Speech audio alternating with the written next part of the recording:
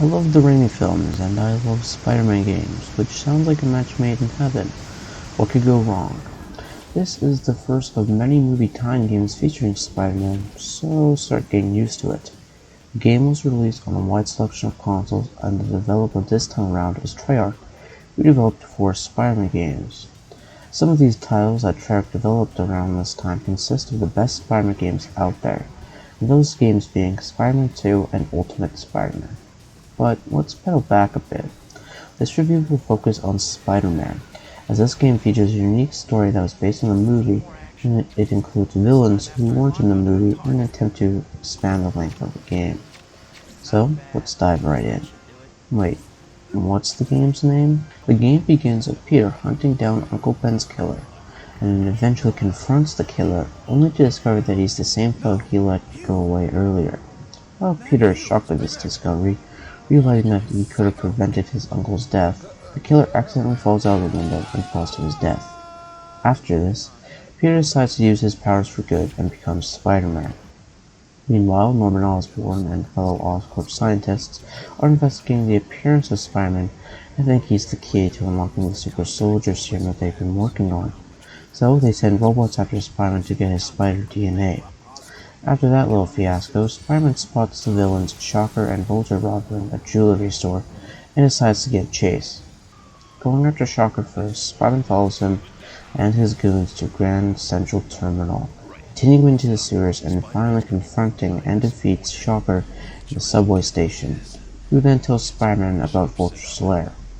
Arriving at his tower, Spider-Man climbs to the top to reach it and confronts Vulture inside, but he manages to escape. Giving chase, Spider-Man follows Vulture through the city, and the two eventually stop to battle on top of the Chrysler building. There, Spider-Man defeats Vulture and recovers the stolen loot.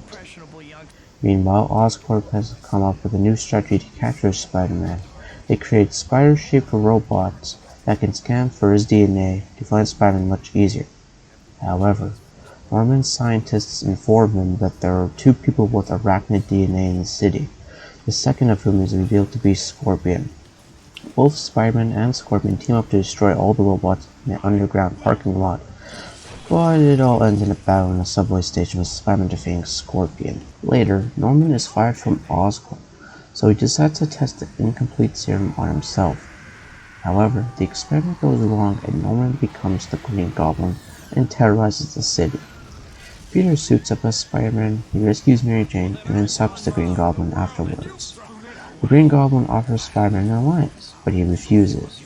Although Spider-Man defeats the Green Goblin, he reveals that he has planted bombs all over the city, then escapes while Spider-Man is busy defusing the bombs. Returning home, Peter analyzes the piece of tech of the Goblin gear and discovers that it has been manufactured by Oscorp. So he decides to infiltrate Oscorp to learn more about its connection with the Green Goblin. After avoiding detection by the security system and guards, Spider-Man enters the company's secret labs, where he discovers that Oscorp secretly produces chemical weapons. With the help of a scientist who guides him to the labs, Spider-Man manages to neutralize the weapon, but on his way out of the labs, he accidentally stumbles upon a massive robot. After destroying the robot, Spider-Man makes his way into Norman's office. He discovers that the Green Goblin has kidnapped Mary Jane to lure Spider-Man. On his way out of Oscorp, the entire building becomes aware of his presence, forcing Spider-Man to fight his way through all the guards and security robots to escape. After nearly avoiding Oscorp, Spider-Man arrives at Mary Jane's apartment, where he chases the Green Goblin down to the Queensboro Bridge. After taking Mary Jane to safety, Spider-Man engages the Green Goblin in a final battle. Defeated, the Green Goblin unmasks himself as Norman, and then tries to kill Spider-Man with his own glider.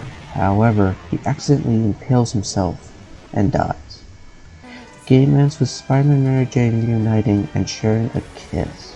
And that is that. The game's plot is pretty good. It's nothing outstanding, it follows the movie's plot well, only taking liberties when necessary and adding things in to make it feel unique. That being said, there are problems with this, as the Green Goblin and Scorpion are the only villains I feel developed and, well, interesting overall. Shocker and Vulture kind of feel like filler at times, and are just standard villains that Spider-Man needs to stop until moving on to the next thing in the plot, which is fine and all, I just wish there were more than beat up the bad guy and move on. But that's more of a problem with the game's structure than its writing in this case. The villain selection is pretty good. Each villain feels unique, and when the attention was drawn on them, it's better than Electro's villain selection, that's for sure. However, I wish all the villains got the same amount of treatment as the Green Goblin, as it feels a little unbalanced at times, with some villains like Scorpion only having 2 levels, Vulture and Shocker only having 3, and the Green Goblin having the most, which are 6. Now I understand that he's the main villain in the movie, but it would have been nice if these extra villain encounters weren't there to pad out the game time, which is ultimately why these villains were even included at all. I do feel, however, that the story's pacing is, well, all over the place. If there's one way to describe it, it's quick. Even on my first time playing it, the story felt very quick, not rushed. It's just the plot moves at such a very fast pace, it can feel underwhelming at times. But, that being said, it's still a great plot that should hopefully keep you engaged long enough to see it through until the end.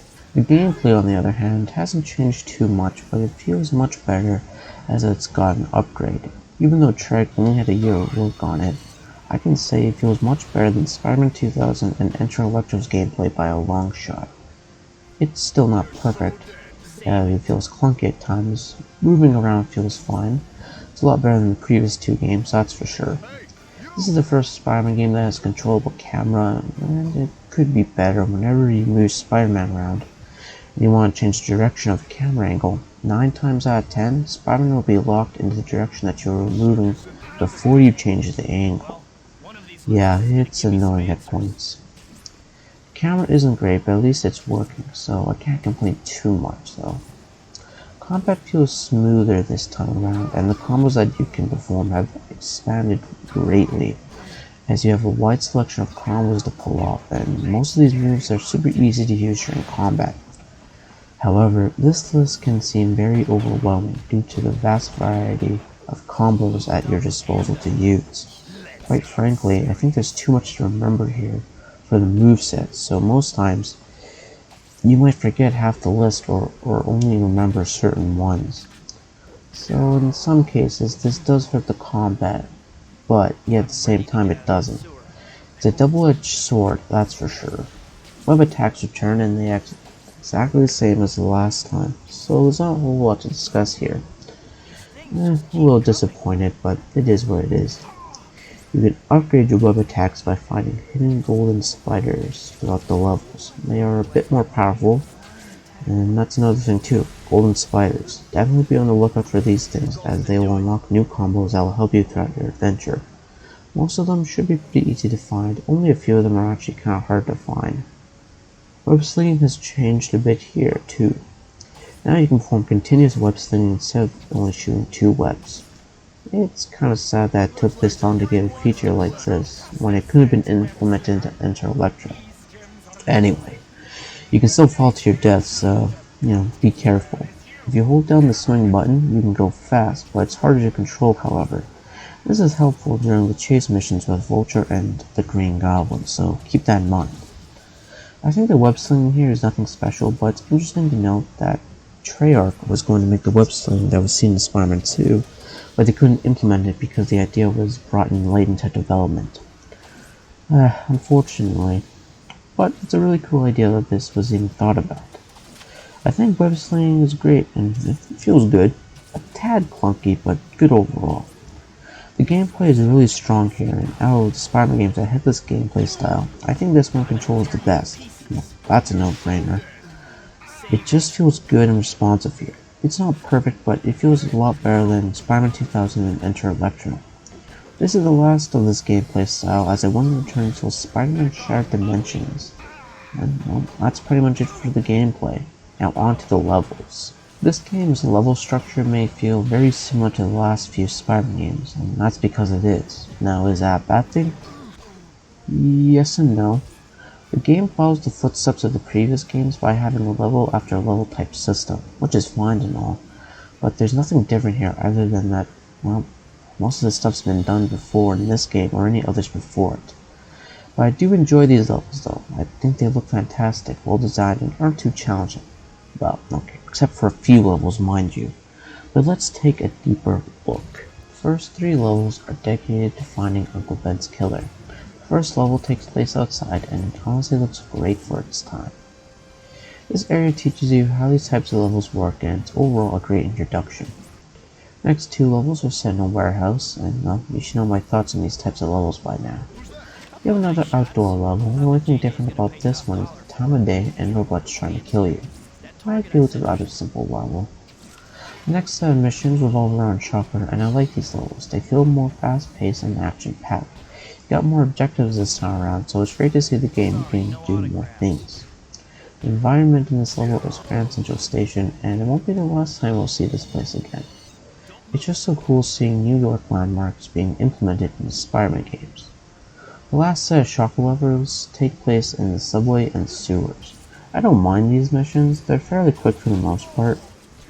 My favorite mission in the game has to be the Clock Tower mission for some reason.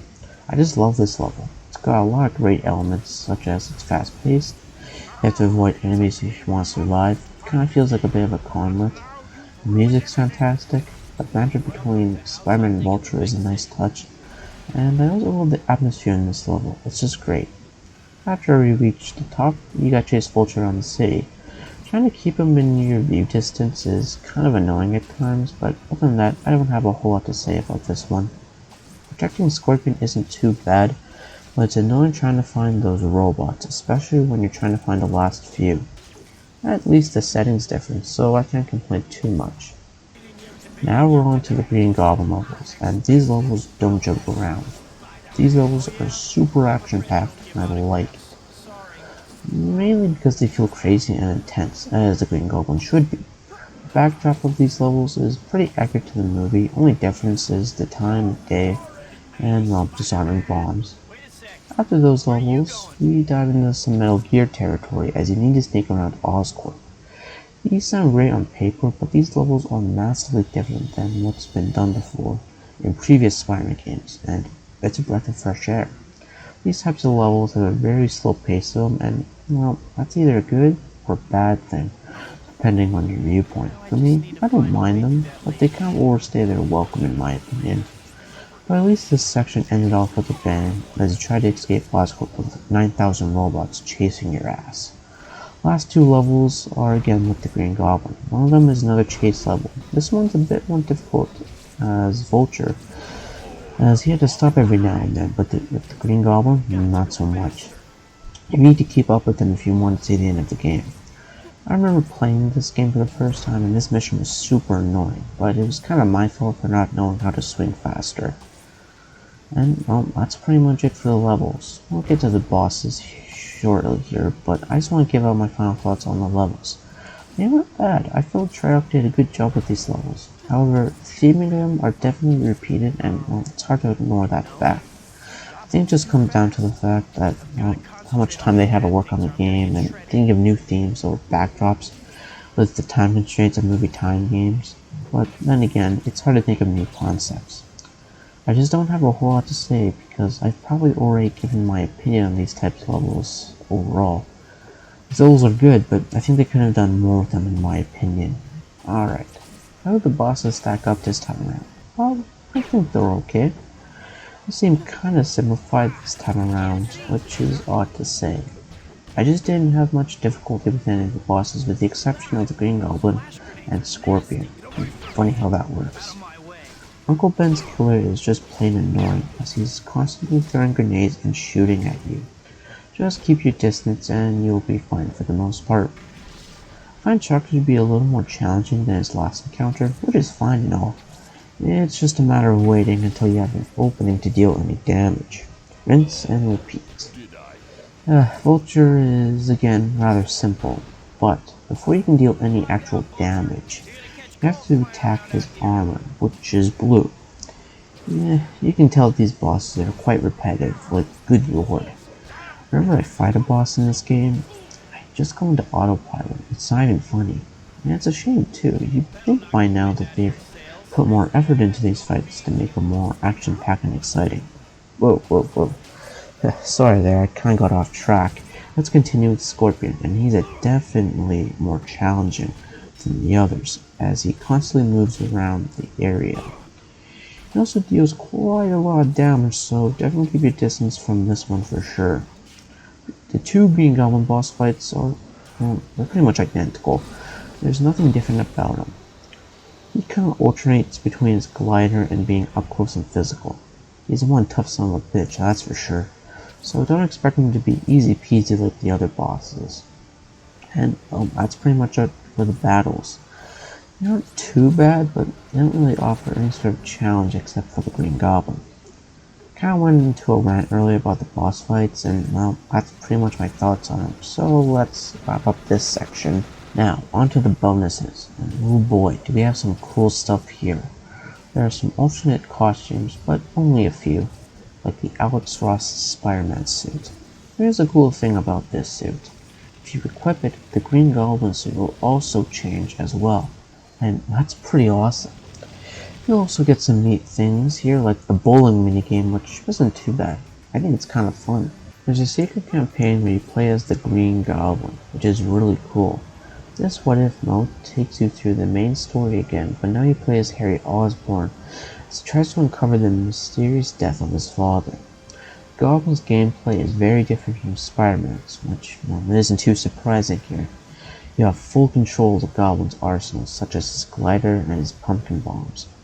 Controlling the glider is kinda odd at first, but you'll soon get the hang of it, and once you do, it's really fun to fly around the open door levels. Combat is a little different here, but not by much. You might have some tricks up your sleeve, but overall it kinda feels the same. The only major difference is the aerial combat due to the glider. The voice actor is Josh Keaton, which is very interesting as his lines are almost identical to Spider-Man's in the game. I got a theory here. My theory is that Josh was going to be Peter in this game originally, but once they got Tobey Maguire, they didn't scrap Josh's lines and reused them for the Goblin's campaign. Overall, this is a really cool thing that Treyarch added. Definitely check it out. It adds a unique twist to a great game. This game looks fantastic. It will look 1,000 times better than Spider-Man 2000 and Enter Electro. Sure, it's still rough around the edges at points, but at least it looks recognizable. CGI cutscenes kinda look odd at times, like some scenes will look very good as they could back in 2002, and others haven't aged too well. In the end, this game will hold up pretty well in both the graphic and gameplay department for a long time. That's something to be proud of for sure. Voice acting is pretty good. The two main leads, those being Tobey Maguire and William Dafoe, these two do a fantastic job with the roles, and it's great stuff in the long run. However, I will admit, Tobey's a mixed bag at times. Like, he's not bad, but some of his lines that he delivers kind of feel half-assed at times. I have no complaints about William Dafoe. He was just a blast to watch. Everyone else did a fantastic job. I have no complaints. Also, having Bruce Campbell in your game makes it an automatic masterpiece. I have to mention the music here, and it is phenomenal. So far into the retrospective, this game has the best music in any Spider-Man game so far. It's so well made. To wrap up my thoughts, this game is fantastic. It's a massive step up from the previous two Spider-Man games, and Treyarch did a great job for the first game. That being said, this game didn't really do a whole lot, and it felt like more of the same.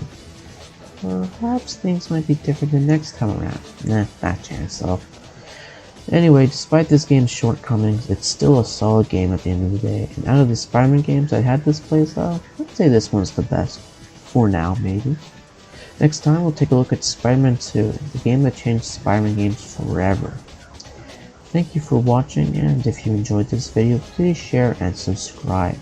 And until next time, farewell.